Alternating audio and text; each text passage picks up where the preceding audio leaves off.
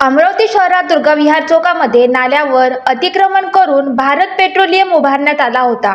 या विरोधात अमरावती मनसेचे शहराध्यक्ष सचिन बावनेर यांनी 2023 पासून अमरावती महानगरपालिकेकडे पाठपुरावा केला होता। 50 फुटाच्या नाल्यावर अतिक्रमण झाल्यामुळे तेथील पाण्याचा निचरा पूर्णपणे थांबला होता। परिणामी पावसाळ्यात या परिसरात पाण्याचा मोठा संचय होत होता। नाल्यातील सांडपाणी नागरिकांच्या घरात शिरत असल्याने नागरिकांना मोठा त्रास सहन करावा लागत होता। वारंवार निवेदन देऊनही मनपा प्रशासनाकडून कुठलीही कारवाई होत नसल्याने अखेरीस सचिन बावनेर यांनी 19 ऑगस्ट रोजी आमरण उपोषण करण्याचा इशारा दिला। त्यानंतर मनपा प्रशासन खडबडून जागे झाले आणि सदर अतिक्रमण 30 तारखेच्या आत काढले नाही तर 31 तारखेला मनपा प्रशासन स्वतः या अतिक्रमणावर बुलडोजर चालवणार असल्याचा थेट इशारा मनपा आयुक्तांनी दिला आहे। या प्रकरणाचा विदर्भ सिटी न्यूजने सुरुवातीपासून लावून धरले। पत्रकारितेच्या गोरखधंद्यात अडकण्यापेक्षा नागरिकांचा आवाज बुलंद करण्यासाठी सहज असलेले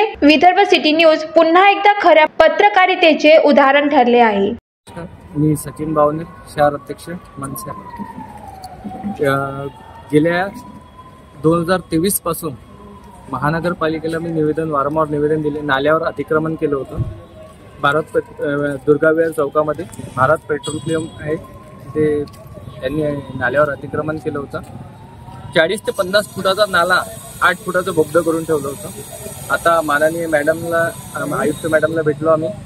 मॅडम सोबत चर्चा झाली। मॅडमना त्या पेट्रोल पंपवाल्या मालकांना बोलावलं आणि त्यांना सांगितलं की 8 दिवसाच्या आतमध्ये तुम्ही तो पंपावरचं जे अतिक्रमण केलं आहे नाल्यावर ते हटवून टाका, अन्यथा आम्ही 8 दिवसानंतर कारवाई करा।